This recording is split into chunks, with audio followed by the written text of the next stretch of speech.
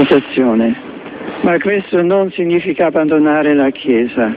Sa harap ng mga Katolikong sumaksi sa kanyang kahuli-huliang Angelus bilang Santo Papa, ipinaliwalag ni Pope Benedict XVI na pinatawag siya ng Diyos para ilaan ang sarili sa pagdarasal at pagdinilay-nilay, pero tiniyak niyang hindi raw niya iiwanan ang simbahan. Kasabay nito, nagpasalamat ang Santo Papa sa mga Katolikong nagdasal at nagpakita ng pagmamahal sa kanya. Ang ilang tiboto, di napigilang maiyak sa pamamaalam ng Santo Papa, pero meron ding nagpahatid pa rin ng suporta sa kanya. I was very happy to hear that he said that he's not going away from the church, he's going to be with us and he's going to accompany us in the prayers.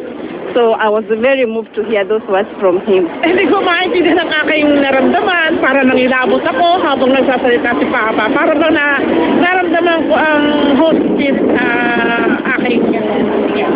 aking katawan. Bago opisyal na bumaba sa pwesto si Pope Benedict XVI sa Huwebes, oras sa Vatican, magiging abala pa ang Santo Papa.